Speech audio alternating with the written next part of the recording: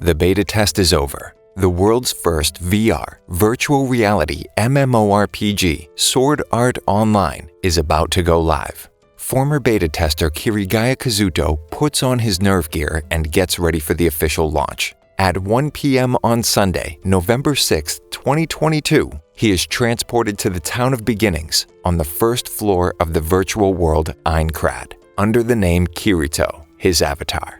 Klein, another player, notices that Kirito knows his way around and asks for help after confirming that he is indeed one of the lucky 1,000 beta testers.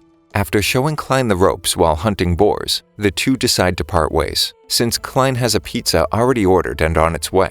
But they find the logout button missing from the menu and figure it must be some sort of bug. That is, until they're transported to the center of town where the game's creator, Kayaba Akihiko, dispels their suspicions. It's not a bug, it's a feature. He goes on to explain that removing the nerve gear each player has on will send a powerful microwave signal and fry their brain, should they choose to remove it, or if their health points reach 0. The only way to survive and log out is to clear all 100 floors by defeating the boss at the end of each before moving on to the next. With that, every player's avatar transforms to reflect their real-life appearance, and panic ensues. Kirito asks Klein to come with him to the next village, but Klein stays behind since he can't abandon his friends, and they part ways. Determined to clear the game, Kirito knows what he must do: become as strong as possible and survive. The first floor still hasn't been cleared a month later, while over 2,000 of the original 10,000 players have already lost their lives. Some of the stronger ones have a meeting to discuss how to find and tackle the boss. A player named Diabel reveals that his party discovered the boss room. Their plan is to lead a raid group comprised of multiple parties of 6 to overpower the boss. As a solo player, Kirito searches for a party to join, but he's out of luck, until he spots another solo player, Asuna, and suggests they form a party of 2. But before they can get ready, a player named Kibao asserts that ex-beta testers need to apologize for going on ahead and leaving the new players behind. Another player, Egil, stands up, putting Kibao in his place. The ex-beta testers are the ones writing and handing out guidebooks for free. The raid group sets out to face Ilfang the Kobold Lord. Using the guidebook's information, everything goes smoothly. That is, until the boss draws a Nodachi instead of a Talwar sword. This wasn't in the beta.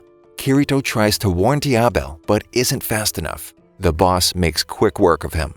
Kirito tries to give him some health pots, but he refuses, admitting to being an ex-beta tester who's after the rare item given to the player who lands the final blow.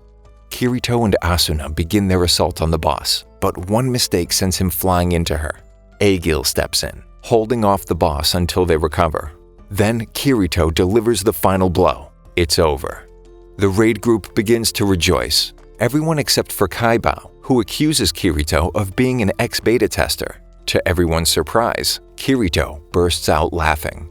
His demeanor changes. Now overconfident and cocky, he retorts that he's nothing like the other beta testers. He's the player who cleared the most floors during the beta. He's not a cheater, he's a beater. Asuna catches up to Kirito, who admits she's strong and advises her to join a guild instead of limiting herself by playing solo. Some months later, in an 11th floor tavern, the Moonlit Black Cats Guild raises a glass to thank Kirito for saving their lives. Despite being a solo player, he accepts their offer to join their guild, but hides his true level from the members. The guild leader messages him the next day, explaining that Sachi went missing. When Kirito finds her, she proposes that they run away. Instead of fighting, they could wait until someone else clears the game. He assures her that the guild is strong enough, that she shouldn't fear death, while making a promise to himself to protect them. The rest of the guild decides to go tackle a dungeon, while the leader buys them a house. They stumble across a hidden room, with only a chest in the center. Kirito suspects it's a trap, and tries to warn them. As the door seals shut, their teleportation crystals are useless. They're surrounded by mobs. One by one, Kirito watches helplessly as his fellow guild members die. Sachi turns to him, but he can't make out her last words. Kirito learns of a rare item that resurrects a fallen comrade, but it only drops from a secret boss that spawns on Christmas Day. Traveling to the spawn point, he finds Klein's guild has been following him, offering to help. But those aren't the only pursuers. The Divine Dragons Alliance shows up, and Klein promises to hold them off, giving Kirito enough time to find the boss and defeat him solo. After returning to find Klein's group still alive, Kirito tosses the rare item in the snow, telling Klein to keep it. It's of no use to him now. The moonlit black cats have been dead for months, and the item is only effective for 10 seconds after a player dies. Back at the inn, Kirito receives a recorded message. It's from Sachi, explaining how grateful she was for his friendship and how she doesn't want him to blame himself for her inevitable death. Silica, a beast tamer, leaves her party after an argument with another member, Rosalia. She gets lost trying to find her way back to the town of Mish. Surrounded by a group of monsters in the forest, Silica's pet, Pina, steps in to protect her, sacrificing her life in the end. Without any healing crystals, Silica's odds are not looking good, but luck is on her side, as Kirito happens upon her and slays the circling foes. He asks Silica if the feather Pina dropped is a named item. It turns out it's her familiar's heart. Kirito tells her the rumor of a rare item that can revive any tamed beast within 3 days of its death, while promising to help her retrieve it. Rosalia mocks Silica back in town, assuming that they're heading to the Hill of Memories to revive Pina. Silica doesn't understand why she's such a vile player, so Kirito explains how some MMO players roleplay evil characters, but in SAO it's a different story. The cursor above a player's head turns orange when the player commits a crime, and turns red when they get a PK, player kill, which is murder under these circumstances. That night, Kirito hears someone outside of their room at the inn. They are being watched. The next morning, they port to floor 47, where the Hill of Memories is located.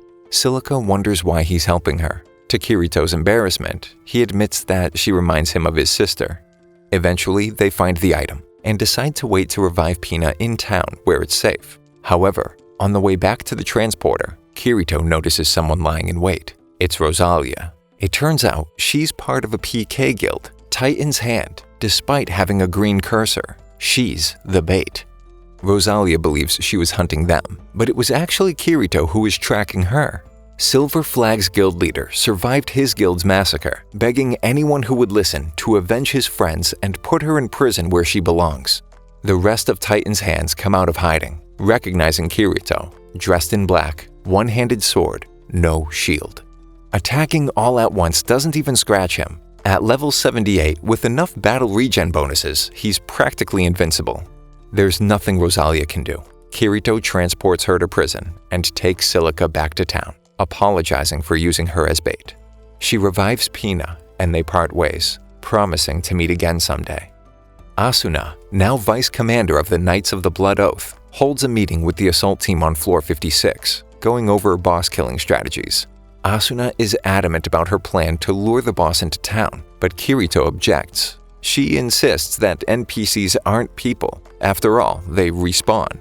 Aegil mentions the growing tension between them, reminding Kirito of the advice he gave her and how far she's come. A few weeks later, on floor 59, Asuna finds Kirito taking a nap in the shade of a tree. She tries lecturing him, but he insists that it's the optimal weather in Aincrad. It would be a waste not to enjoy it. Kirito wakes up to find Asuna fast asleep and decides to keep watch. She treats Kirito to a meal to thank him for making sure no one killed her while she slept. Someone screams, and they rush outside to see a player hanging from a balcony with a spear piercing his chest. Moments later, he's gone, dead, vanished. But nobody can die in a safe zone, and there isn't a red cursor in sight. They decide to investigate. Yoruko, the player who screamed, steps forward, claiming she was friends with the victim, Kynes. With the witness in tow, they retrieve the one thing that might give them some answers, the murder weapon. Aegil doubles as a night merchant and has a high enough appraisal skill to determine the weapon's owner. The spear was crafted by a player named Grimlock. Apparently, Yoruko recognizes the name and details the destruction of her old guild, Golden Apple. They found a rare ring and voted in favor of selling it. Griselda, the leader, tried to sell it and turned up dead, leaving her in-game husband, Grimlock, a widower. The third person who wanted to keep the ring, along with Yoruko and Kynes, was Schmidt, who left the guild to fight on the front lines with the Divine Dragons Alliance. Kirito figures there are only 3 possible ways to die in a safe zone: a fair duel, a bug, or an item or skill. But he rules out the last option, since the game system is fair and wouldn't contain anything that would violate the only safe place for players. They get Schmidt to meet with them, when Yoriko begins to freak out, inching ever closer to the window. Sitting on the sill, she reasons that Griselda is the only one with motive to kill. It must be her ghost seeking revenge, when suddenly her eyes widen and she falls from the second-floor window with a dagger in her back, dead. Kirito spots a cloaked figure watching from a nearby rooftop, but before catching up to the anonymous player, they use a teleportation crystal and escape. Schmidt starts spiraling, believing that Griselda's ghost has returned to seek revenge. That night, Kirito and Asuna sit on a bench, wondering if it was really Griselda's ghost. But why would a ghost need a teleportation crystal? Kirito is surprised that Asuna can cook. When she offers him some food, he fumbles, and the food disappears when it hits the ground. Kirito has an epiphany. He knows how they've been pulling off the killings. Schmidt visits Griselda's grave when 2 mysterious figures appear in front of him. Terrified, he confesses. After the vote, he found a teleportation crystal in his inventory, along with written instructions to bind it to the room Griselda was staying at, swearing he had no idea who gave him the orders. Kirito explains to Asuna that a player's health points can't drop to 0 inside a safe zone, but an item's durability can. Kain's armor lost all its durability, and right when it disintegrated, he used a crystal to teleport, creating a convincing enough death. Yoriko never turned around, so the dagger was already taking the durability of her cloak down to 0 the moment she fell out the window. Just when Schmidt finishes confessing and begging for forgiveness, 3 cloaked figures appear and paralyze him, members of the Laughing Coffin, a murder guild. However, they decide to depart when Kirito shows up at Griselda's grave. Asuna explains that when players marry in-game, their inventory and storage become shared between them. But what happens when one dies? Everything goes to the spouse, so the ring must still be in Grimlock's possession. It must have been him who hired Griselda's murderer. Asuna finds Grimlock lurking in the forest near the gravesite. He tries to justify why he had to kill her, revealing that they were married in the real world too. She changed when they began playing SAO, and he just couldn't take it. Kynes and Yoriko ask to deal with Grimlock themselves, taking him away. Asuna asks Kirito what he would do if his wife changed. He replies that he would be happy, definitely not reason enough to resort to murder. They turn around and see Griselda's ghost, and Asuna asks Kirito to friend her. Asuna visits her blacksmith friend, Liz, on her day off, missing Kirito, who shows up after she leaves. He asks if she has any swords as strong or stronger than his elucidator. She presents him with the strongest sword she has ever made. He asks to test its durability by trying to break his own sword with it. Liz is dumbfounded as she watches her sword snap in half with a single strike. If she had the right materials, she could forge a blade of equal caliber. On floor 55, there's a dragon who eats crystals and stores a rare metal in its stomach, but he needs a master smith with him to get the drop. The 2 ascend a snowy mountain to reach the dragon's lair, but Kirito tells Liz to hide while he fights, despite her insisting that she can help. Distracted, they both get thrown into a giant circular pit where they can't use teleportation crystals. The only way out is up. Kirito takes a running start and tries to scale the walls, to no avail. The 2 decide to camp out at the bottom for the night. When Liz wakes up, she finds Kirito digging through the snow. He discovers the rare ore they were after. They're in the dragon's lair, and the ore is really the dragon's excrement. It turns out they're nocturnal too, Liz mentions, as the dragon dives into the hole to greet them good morning, sending them flying. At least it's one way to get out. Liz forges the perfect sword. It's exactly what Kirito was looking for. She refuses to accept payment. Instead, she demands to become his own personal smith. Right as she begins to confess her feelings for Kirito, Asuna bursts through the door. It's pretty clear that there's something between the 2 of them. Almost 2 years have passed since launch, and Kirito is still flying solo. While traversing a forest, a rare animal crosses Kirito's path, a ragu rabbit. After catching it, he brings the S-rank ingredient to Aegil, attempting to sell it since neither of them has a high enough cooking skill to prepare it. If only they knew someone who did. Asuna taps Kirito on the shoulder, with another Knight of the Blood Oath member in tow. She informs them that she's just maxed out her cooking skill and agrees to cook the rabbit if they split it evenly. Since Kirito doesn't have any cookware at his place, she decides to invite him over for dinner, to his surprise. She then dismisses her bodyguard, Kurudil, who takes offense that she thinks Kirito is more than capable of doing his job. After dinner, Asuna confesses that she's concerned that the game is becoming too challenging for a solo player and decides to ask, more like force, Kirito to join her and become a party of 2. The next morning, Asuna teleports to meet Kirito before they head to the dungeon. But Kurudil is close behind them and confronts Kirito, challenging him to a duel to see who is more fit to protect Asuna. The battle begins, but it's over with a single swing. Kurudil's sword is broken at the hilt, but he refuses to accept the loss. They fight their way through the dungeon on the 74th floor. Kirito is impressed and relieved to fight with someone who knows what they're doing. After a while, they come across the boss room. Teleportation crystal in hand, they push the great doors open to find a giant blue-eyed demon. The braziers light up the room, and the 2 of them turn in a panic to escape from the chamber. Asuna interrogates Kirito. Why doesn't he use a shield as a one-handed sword user? But she drops it when he becomes uncomfortable. She pulls out a picnic basket filled with food she made. She's been discovering how to emulate real-world food and flavors. Klein's guild shows up and wonders why Kirito is in a party as a solo player, especially with a girl. While the guys fawn over Asuna, the army, a guild that operates on the 1st floor, appears, demanding the map data Kirito recorded. He doesn't put up a fight, since he was going to share the information for free anyway. Noticing how beat up and exhausted the army members are, they try to warn them against tackling the boss in such a state, but the army leader ignores them and they head for the boss. Kirito and Asuna sprint to the door, hearing multiple people scream. They can't use their teleportation crystals, just like the hidden room where Kirito lost the black cats. The army group's leader goes down, dying in front of them. There's no choice but to try and save as many people as possible. Kirito holds off the boss so the others can escape. He can't let them die. He has to reveal the reason why he only uses one-handed swords. He acquired the ability to dual wield, a skill no one else has ever seen. Faster. He has to go faster. Kirito unleashes an insane flurry of blows, leaving him the only one standing, only for about 2 seconds before he collapses with only a sliver of health left. Klein demands to know what that was, a unique skill that isn't on any list or guide. Kirito must move out of his home because nobody will leave him alone after his secret is publicized.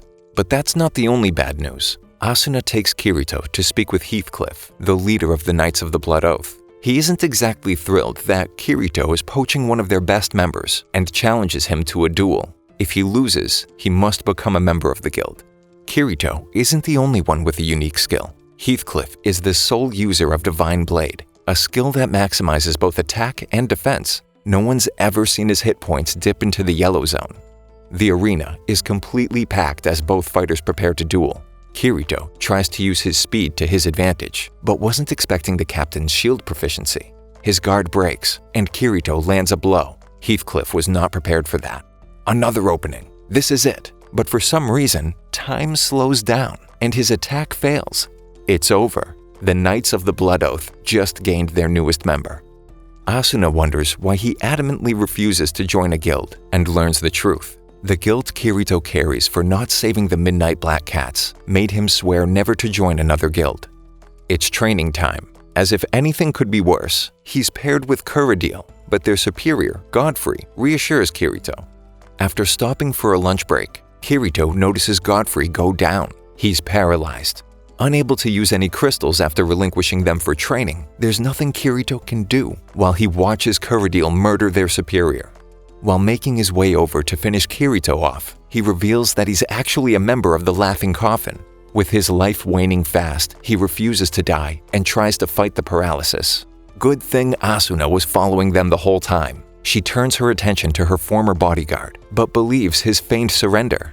Right as Kurudil is about to attack Asuna, Kirito steps in, taking the blow directly to his forearm, sacrificing his right hand to save her, and viciously attacking their assailant.